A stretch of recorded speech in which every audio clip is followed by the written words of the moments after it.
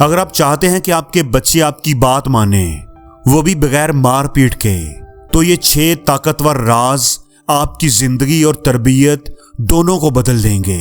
Video को आखिर तक जरूर देखिएगा क्योंकि आखिरी पॉइंट सबसे ज्यादा कीमती है। दोस्तों याद रखें, बच्चा एक खाली कागज की तरह है। आप उस पर जो लिखेंगे वही उसकी शख्सियत बन जाएगा।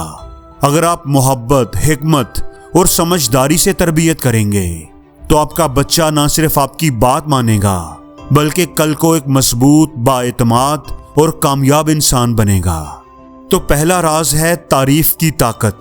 जब आप बच्चे को बार बार डांटते हैं तो उसकी जिद और बगावत बढ़ जाती है, लेकिन जैसे ही आप तारीफ करते हैं उसके दिल का दरवाजा खुल जाता है। बच्चे हमेशा उसकी तरफ मतवज्जो होते हैं जहां उन्हें हौसला अफजाई मिलती है। याद रखें, तारीफ हमेशा दिल से और खास होनी चाहिए। मसलन, मुझे खुशी है कि तुमने आज वक्त पर अपना होमवर्क मुकम्मल कर लिया, तुमने आज अपने छोटे भाई की मदद की, ये तुम्हारी बड़ी खूबी है।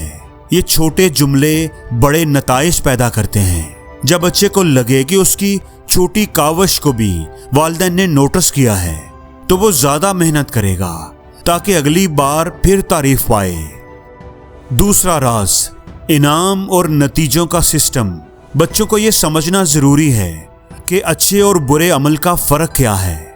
इसके लिए घर में एक वाज़े और मुसलसल सिस्टम होना चाहिए। याद रखें, इनाम हमेशा महंगी चीज नहीं होता। कभी इनाम सिर्फ ये होता है कि उसे खेलने के लिए ज्यादा वक्त मिल जाए, उसकी पसंदीदा डिश बना दी जाए, या आपने सिर्फ इतना कहा कि शाबाश, मुझे तुम पर फख्र है।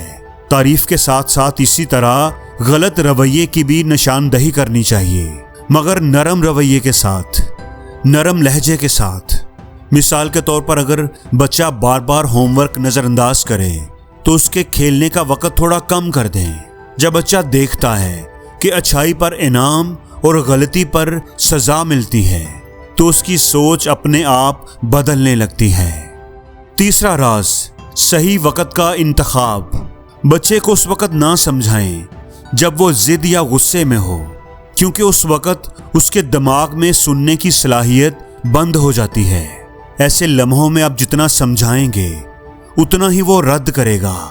बेहतरीन हिकमत अमली ये है कि आप खामोश रहें, उसके जज्बात को ठंडा होने दें और फिर जब उसका मूड बेहतर हो जाए उस वक्त उससे प्यार से बात करें। बेटा, याद है तुमने कल जो जिद की थी? सोचो अगर तुम पुरसकून रहते तो हम सब कितने खुश होते। ये तरीका बच्चे को सोचने पर मजबूर करता है और आपकी नसीहत उसके दिल में बैठ जाती है।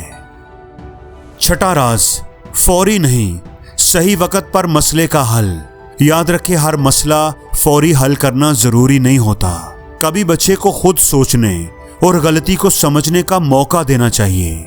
अगर आप हर बात पर फौरन टोकेंगे तो वो थक जाएगा, मज़ाहमत करेगा। मिसाल के तौर पर अगर बच्चा किसी दिन पढ़ाई छोड़कर खेलने में लग गया है तो फौरन उसे डांटने की बजाय शाम में या अगले दिन सुकून से बात करें। ये तरीका बच्चे को सिखाता है कि मसाइल को सही वक्त पर और सुकून से हल करना ज्यादा मौसर है। पांचवा राज, छोटी छोटी गलतियों को नजरअंदाज करें। वालिदैन अक्सर छोटी छोटी बातों पर बच्चों को डांटते हैं, जैसे पानी गिरा देना, खिलौने इधर उधर छोड़ देना या छोटी छोटी शरारतें। दोस्तों याद रखें, ये छोटी गलतियां बच्चों के बचपन का हिस्सा हैं। अगर आप हर बार टोकेंगे तो उसकी खुद-एतमादी टूट जाएगी। उसकी बजाय ये सोचें कि क्या ये गलती वाकई नुकसानदेह है, और अगर नहीं तो उसे छोड़ दें, नजरअंदाज कर दें। जब बच्चे को लगता है कि वालिदैन उस पर भरोसा कर रहे हैं तो वो खुद बेहतर बनने की कोशिश करता है। ये रवैया उसे एक समझदार और जिम्मेदार इंसान बनने में मदद देता है। छठा राज, वालिदैन का पुरसकून रहना। ये बात सबसे ज्यादा अहम है। अगर वालिदैन हर वक्त गुस्से, दबाव और तनाव में रहेंगे तो बच्चा भी यही रवैया अपनाएगा। बच्चे वालिदैन के अक्स होते हैं, इसीलिए अपने गुस्से को कंट्रोल करना और पुरसकून रहना सीखें। गहरी सांस लेना, चंद लम्हे खामोश रहना या थोड़ी देर के लिए माहौल से दूर जाना, ये सब चीजें आपके मिजाज को बेहतर बनाती हैं। जब आप पुरस्कून होंगे तो बच्चे भी आपके रवैये से सुकून सीखेंगे। दोस्तों याद रखें, बच्चे की तरबियत ताकत या जोर का खेल नहीं है, ये मोहब्बत और हिकमत का खेल है। जितना आप बच्चे के साथ एहतराम, मोहब्बत और हौसले से पेश आएंगे, उतना ही वो आपकी बात दिल से मानेगा। आप अपने बच्चे का सिर्फ आज नहीं बल्कि उसका कल भी तश्कील दे रहे हैं।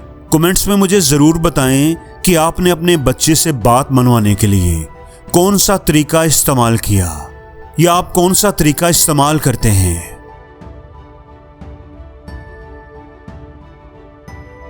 और जिंदगी में हर रोज कुछ नया सीखो, नया सोचो, नया करो, लर्न करो।